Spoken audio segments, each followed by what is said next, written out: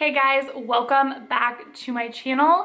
Today's video is going to be just a little bit different than something I have ever done before, but I've had a lot of questions over the last year or so about personal finance, budgeting, living on one income, and all of the stuff related to money, so I wanted to cover that in today's video.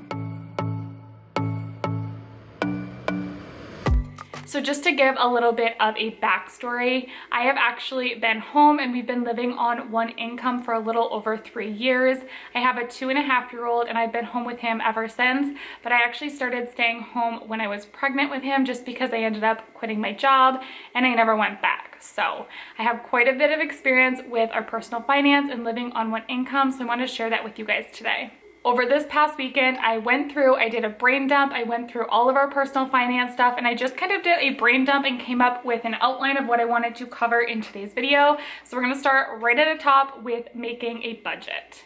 I really believe that creating a budget every single month is one of the most important parts of actually staying on top of your personal finances. And this is something that we actually only started doing about 4 months ago, and it has made a world of difference in our finances. So prior to creating a budget every single month, we would always just pay attention to our checking account. It's not like we were going in debt or living paycheck to paycheck, but we just weren't tracking every single little expense. And when I went back and looked at all of those expenses, it really added up. And that's when we started to tighten our budget a lot more. I do plan to make a whole dedicated video to how I make a budget every single month. It's a little bit different every month, just depending on what we need. But in a nutshell, I do a written budget. I do not go on Excel. I don't follow any apps or anything like that. I really like to do everything just writing it out. I think it helps me pay better attention to it. It's really easy for me to just pull it out of the drawer, track our spending, and then move on with the rest of our day. I asked you over on my Instagram and also on YouTube what you wanted me to cover in this personal finance video. And one of the questions that somebody asked is, do you do the envelope system? So no, we do not. I am not a fan of doing the cash system. We've tried this in the past, probably a little over a year ago. I'm just not a fan. I don't like having extra cash in the house. It makes me nervous that we're gonna lose it. And also I just found it to be more inconvenient. I feel like it's easier for me to look at what I spend and then track it.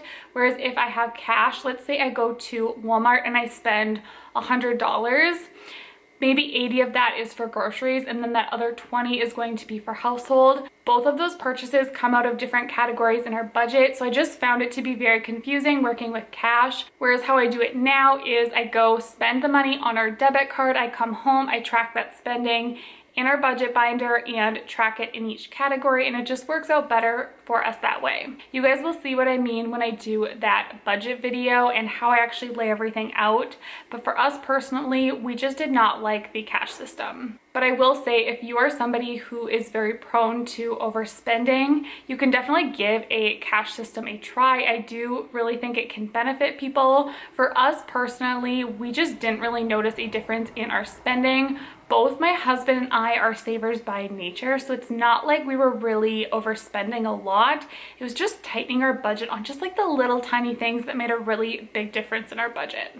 But in a nutshell, that is what our budget looks like. We do follow Dave Ramsey for the most part. Although we don't follow everything to a T, we do follow a lot of his principles and his beliefs. We definitely don't like debt. We do a zero-based budget. We plan for every dollar when we track our spending. So that's kind of what our budgeting looks like. When it comes to living on one income, it would be very easy for us to overspend in a lot of categories, which is why it's really important to track those.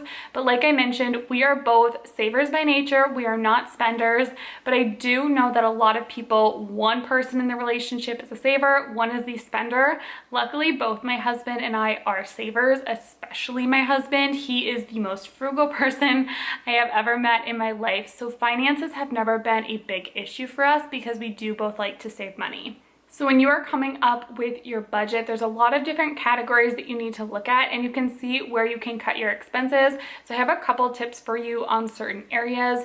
One area to look at is either your mortgage or your rent. So we like to keep that under about 25% of our income. If you start to go over that 25%, that cuts into your savings that you can save every single month. It cuts into your groceries, miscellaneous, all of those other categories. So I definitely would recommend trying to keep that under 25% if you are able to do so. One other area to pay attention to in your budget is all of the variable expenses. You have your miscellaneous, groceries, entertainment, personal money. I know we used to overspend on that sometimes. So really track all of those different expenses and pay special attention to those. And you can use all of those variable expenses to actually meet your goals. If you track those variable expenses and you're still having a problem, that is a really good time to bust out the cash envelope system. Like I said, we personally do not do the cash envelope system, but we are pretty good about sticking to our budget. We write it down, we have to stay accountable to it, so we just track all of our spending that way. But a cash envelope system can help a lot of people, so if you are having a hard time with all of your variable spending, that's a really good way to go. So let's say that you come up with your budget and you are overspending on certain things, or you find that your expenses are more than your income. Look for ways to cut your income. So for example, we do not have cable. We do have phones, obviously, but you can call your phone provider and ask for a discount. You can tell them your situation. Don't be afraid to call and ask. Same thing with your internet or really any of your other utilities. You can always call and ask and see what they can do for you. Another area that you can really easily cut is all of the subscriptions that you might have, whether it's Netflix, Hulu, cable. There's so many different subscriptions. There's a lot of subscription boxes. I know Grove Collaborative, which I do love Grove, don't get me wrong, but all of those things really add up. So if you are on a tight budget, those are some of the things that you can cut right off the bat. Another thing that we don't spend a lot of money on is entertainment. We don't do a lot of date nights. We don't go to the movies. We don't eat out a lot at all. I would say we eat out maybe once a month. Sometimes we don't even do that. And a lot of the times that we do eat out, it's just like me or Kenny running through the drive-thru when we are out by ourselves. So usually we spend less than like $30 on eating out every single month. And that definitely helps our budget as well. Living in Minnesota, we have a lot of different options for free entertainment. We have access to a ton of state parks. We pay a one-time yearly fee for our car, and then we can go there anytime that we want. So we do a lot of state parks. We do a lot of just playing outside in our yard. We personally have a pretty big yard, so we have a lot of space to just kind of roam. The kids run around. We have a 1 and a 2-year-old, so they're very easily occupied by that sort of thing. And we just take them outside and play with them that way. But in general, we don't spend a lot of money on entertainment at all. We're not eating out a bunch. We're not going to these big festivals. We keep it pretty simple. We don't do a lot of extra entertainment, and it definitely keeps our expenses down. We have also learned to say no to people, and we're just okay with that. There have been times where somebody has invited us to go to a water park or something like that, where one, it's a little tricky to do that with a 1 and a 2-year-old. It's a lot, it's just difficult. And two, it might not align with our financial goals that month or at that point, depending on what we're working towards. So we've learned to just be okay with saying no. It's nothing personal against the person who asked us. It's just that it doesn't align with our goals for our family at that point. So that brings me to creating goals for your family. So this is super important. Your budget needs to align with all of your savings goals. So for us personally, I'm not going to say what we're working towards, but we have laid out all of our financial goals for the next like 1 to 3 years and a little bit even past that. We make sure that our budget aligns with those savings goals. This is going to look different for everyone. It might be saving for a new car or saving for a down payment on a house.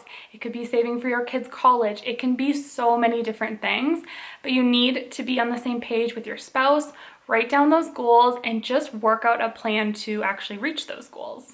So that's kind of everything surrounding our budget and how I actually do our budget. Now we're going to move on to talking about debt and credit cards. Should you use them? Should you not? We're going to get into all of that. So first off, do we use credit cards? Do we have debt? So yes, we do each have a credit card. Both my husband and I have a credit card, but our credit cards are for the sole purpose of building our credit score.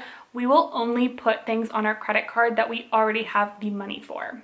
I think with credit cards, you have to be very careful. If you cannot be very strict with yourself and you're just going to put things on your credit card that you really don't have the money for and you're like, oh, I can pay it off later, I would definitely recommend do not get a credit card. Just don't even tempt yourself that way. For both my husband and I, we will usually just put our gas on there every single month and then we pay it off immediately. It's just a really good way to build our credit score. So that's kind of how we do our credit cards. We are not comfortable ever carrying a balance on those, but it can be a really great way to boost up your credit score and get a good credit history that way. And then I did just kind of want to touch on debt in general. Personally, my husband and I are actually debt-free other than our home. This is something that is really important to us. We're not a fan of debt. Neither my husband or I came into our marriage with student loan debt or car debt or really any type of debt. So all that we have is our mortgage personally, and we want to keep it that way. So we did end up taking out a car loan about a year ago, or a little over a year ago now. It was right before Brinley was born. And we took out the car loan for my car and we ended up just paying it off in full this past year because we did not like having the car loan. I don't think my husband or I really like having any extra debt. It's just extra payments. And when you are living on one income, those extra payments can really weigh you down. So if you are at all able to just avoid those extra payments every single month, do it because it makes a world of difference. I think the average car payment in America is like $400 or $500, which is just insane to me because you don't need that nice of a car. We are very comfortable driving older cars. I drive a 2011 and I think my husband's, I want to say, is a 2009 if I'm not mistaken. So it's not like we drive brand new cars and we're totally fine with that. The thing with cars is they depreciate in value very quickly. So if you're buying a brand new car, they're gonna lose value, and that's fine. You can do a brand new car, but just know that the value is going to depreciate a lot faster and you're gonna pay more for that in the end. The last thing that I wanted to mention when it comes to debt is I would highly recommend jumping onto a Dave Ramsey program and just getting all of that debt paid down. If you are somebody that has student loan debt, car debt, whatever the debt might be, try and tackle it, pay it down. If you have money on your credit card that you owe, get that paid down, and that is going to really free up a lot of room in your budget for other financial goals. So I definitely think eliminating all of that extra debt is a huge step and will help all of your personal finances. Now I do want to touch on one of my personal favorite parts of finances, and that is the savings. This is the area where you can create all of those goals and try and make a plan to actually reach your saving goals, whether that's saving for a new car or a down payment on a house, whether it's just paying off of your credit card, whatever it might be. We all have different goals, and savings is where you can really hit those. One of the best things that we have done for our personal finances is actually creating sinking funds, which if you have never heard of these, sinking funds are basically just little mini savings accounts for different categories in your life. So for example, we have a sinking fund for Christmas, car maintenance, house maintenance, birthdays, anything that might be a bigger expense. We save towards these every single month all year long, even though these expenses might not actually happen every month, and this makes such a big difference. So for example, Christmas is coming up. A lot of people get really stressed around the holidays because they know that December can be a really expensive month. You have gifts and food and just all of these extra expenses. And if you're not saving for those all year long, it can be very expensive and it can really throw off your budget. It can make you go into credit card debt, and saving for all of these little things throughout the whole entire year has made such a difference for our family. Same thing when it comes to car maintenance or house maintenance. If something comes up in our house that we need to replace the water pump or a heater or whatever might go out, new tires on the car, it's not a big deal because we've already been saving for those things. So instead of putting it on a credit card, we just pay it using that particular savings fund, and it's really not a big deal. It's an inconvenience, it's annoying, but it's not like a big financial disaster, and we don't have to go into debt over it. In my budgeting video that I do, I will talk a little bit more about all of our different categories for sinking funds, but we do have about 20 of them. It's a lot of them, but all of these little savings accounts have a different purpose, and it really, really helps us out. I also will say we don't keep all of our sinking funds in separate banks or separate accounts. We keep all of our sinking funds tracked under one account, and then we will just disperse it, and we have it all tracked on paper, and we make sure to pay attention to it that way. So that is a huge part of our savings. And then in addition to that, we will put money towards whatever we are working towards. So for us right now, we have a really big financial goal. I'm not going to get into it because obviously it's personal and I don't know when we're going to hit that, but we have a lot coming up, which is why we've been really trying to tighten our budget lately. But just having those saving goals that you know you're working towards, that you're on the same page with your spouse, it makes it so much easier to actually reach those goals. So after you've went through and created your budget, you might realize that you might not have a lot of extra money to stick towards either your debt or your savings or whatever that might be. So this is where you can get creative and try and come up with different ways to make money, whether it's just selling items on Facebook Marketplace, coming up with a side hustle of some sort. For me, YouTube is my side hustle, although I will say I don't really make a lot of money off of this yet. Actually, we haven't started taking a personal paycheck from anything that I've made from YouTube yet. It goes into a separate bank account, and when I do end up start taking a paycheck, it will go directly to our personal savings goals, and it won't go towards like our monthly expenses or anything like that. So if you do come up with a side hustle, definitely try and stick that money right into your savings account and work towards your goals that way. Another thing that I absolutely have to mention in this video is to set aside an emergency fund. It is so important, especially if you have little kids at home and you're living on one income. It's just even more important. So most people would recommend like a 3 to 6 month emergency fund. For my husband and I, we have about 5 to 6 months of expenses saved up. So that's like all of our household stuff, basically what we budget every month. We have about 6 months set aside.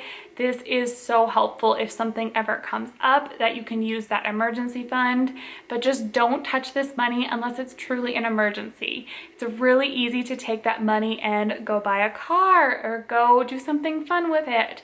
But having that savings is seriously so important. If there's anything that 2020 taught us, it's that we need to have savings. If you lose your job, if somebody gets sick, or anything else that might come up, it's just so important. So if you haven't started setting money aside towards an emergency fund, start doing that today. It is so, so important. Now you might be thinking, how am I supposed to save 6 months worth of income to cover all of our expenses? One way that you can do that is if you get a big, large income tax return. That's a really good way. Set that huge chunk of money away, put it in a savings account, and you can start building up your emergency fund.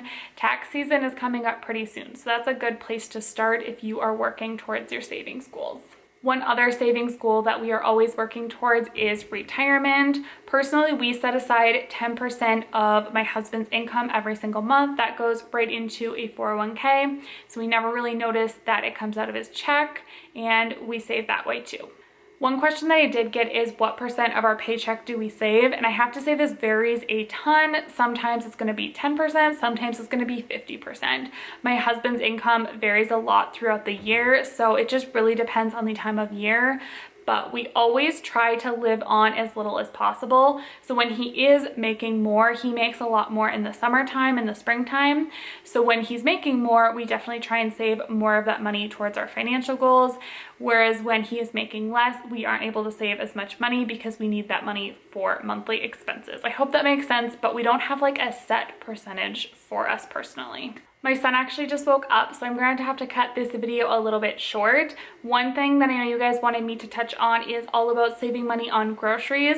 So I think I'm just going to make a whole separate dedicated video on that. I have a lot of tips when it comes to saving money on groceries that I think you guys would find helpful. So I will just cover that in a different video.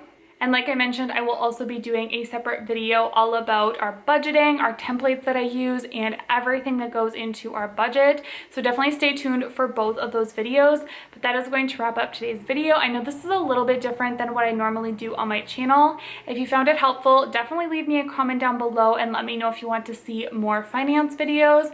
I'm definitely okay with doing them if you guys want to see them and you're enjoying them. So let me know if you want to see more.